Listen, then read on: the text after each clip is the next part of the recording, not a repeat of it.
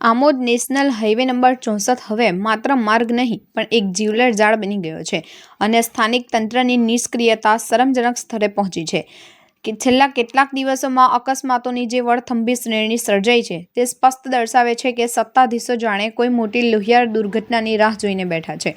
32 નારાથી માંડીને સમા ચોકડી સુધીના માર્ગની હાલત અતિ ભયાવહ છે। મુખ્ય માર્ગ પર એટલા મોટા અને ઊંડા ખાડાઓ પડ્યા છે કે વાહનોની ગતિ જાળવવી કે તેને નિયંત્રિત કરવું લગભગ અશક્ય બની ગયું છે। બચ્ચો કા ઘર નજીક ઈંટો ભરેલ ટ્રક જે રીતે ખાડામાં ખાબકી તે ઘટના તંત્ર માટે ચોપડાયેલ તમાચો છે। ભારે વાહનો પણ જ્યાં સુરક્ષિત નથી ત્યાં સામાન્ય નાગરિકોની શું હાલત થતી હશે। એક તરફ મુખ્ય માર્ગ ખંડિત છે ત્યારે વાહન ચાલકો મજબૂરીમાં સર્વિસ રોડનો ઉપયોગ કરી રહ્યા છે, પરંતુ તંત્રની નિષ્ક્રિયતાએ તે માર્ગને પણ નરક બનાવી દીધો છે। સર્વિસ રોડ પર ટ્રક ગટરમાં ગરકાવ થવાની ઘટનાએ દર્શાવી દીધું છે કે ખુલ્લી અને તૂટેલી ગટરો અહીં રાહદારીઓ અને વાહન ચાલકો માટે મોતનો સામાન બનીને પડી છે।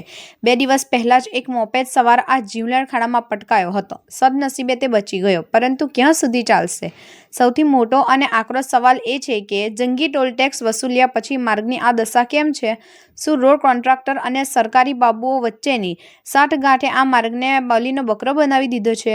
જાગૃત નાગરિકો હવે ખુલ્લેઆમ પૂછી રહ્યા છે કે તંત્ર શું કોઈ પરિવારના વિનાશની રાહ જોઈને બેઠું છે, જેથી આ રાજકારણ કરીને થોડું હલચલ કરી શકાય? આ માર્ગ પરની જોખમ સ્થિતિ માટે તંત્ર સીધું જ જવાબદાર છે। જો તાત્કાલિક ધોરણે આ ખાડાઓ અને ખુલ્લી ગટરો સમારકામ નહીં થાય તો આગામી મોટી દુર્ઘટનાની સંપૂર્ણ જવાબદારી તંત્રના માથે આવશે। આમોદની જનતા હવે માત્ર આશ્વાસનનો નહીં પણ નક્કર અને તાત્કાલિક કાર્યવાહી ઈચ્છે છે। મારું નામ પટેલ હસન, હું મૂળ રહેવાસી કાવીનો।